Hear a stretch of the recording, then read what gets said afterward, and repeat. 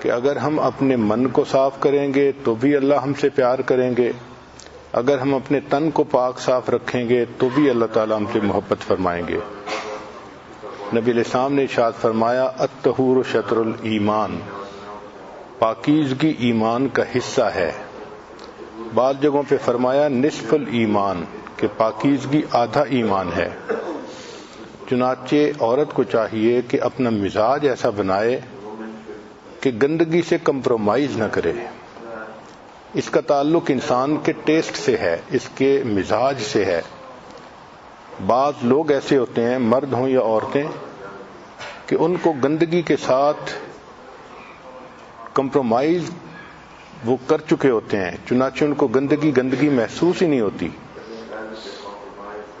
یہ ایک بہت خطرناک عادت ہے۔ ہمیں اپنی زندگی میں چند چیزوں کو صاف کرنا ہے، ذرا توجہ سے سن لیجئے۔ نمبر 1، اپنی نیتوں کو صاف کرنا ہے۔ جس بندے کی نیت میں کھوٹ ہوگا اس کے عمل اللہ کے ہاں کبھی قبول نہیں ہوں گے۔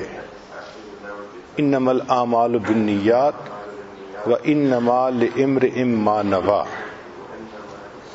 تو ہماری نیتیں بھی ٹھیک ہوں، جو کریں اللہ کے لیے کریں، اس میں کسی دنیا کی تعریف یا کسی اور چیز کا دخل نہ ہو۔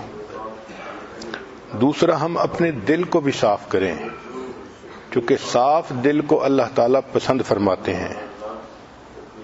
تیسرا، ہم اپنے بدن کو بھی صاف رکھیں، اللہ تعالیٰ صاف رہنے والے بندے کو پسند فرماتے ہیں۔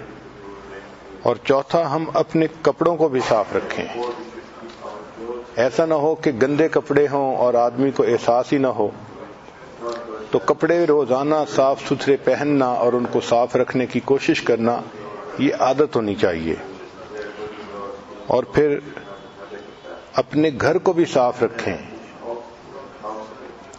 ہم نے دیکھا ہے کہ کتا ایک جانور ہے، جب بیٹھنے لگتا ہے تو اپنی دم ہلا کے اس جگہ کو صاف کر لیتا ہے۔ تو اگر ایک جانور بیٹھتے ہوئے اس جگہ کو صاف کرتا ہے تو انسان ہے، تو گھر بھی صاف رہنا چاہیے۔ اور 5، ہمارے معاملات بھی صاف ہونے چاہیے۔ لین دین، دوسروں کے ساتھ جو ہمارا معاملہ ہے، یہ سب صاف ہونے چاہیے، ان میں درمیان میں کہیں کھوٹ نہیں ہونا چاہیے۔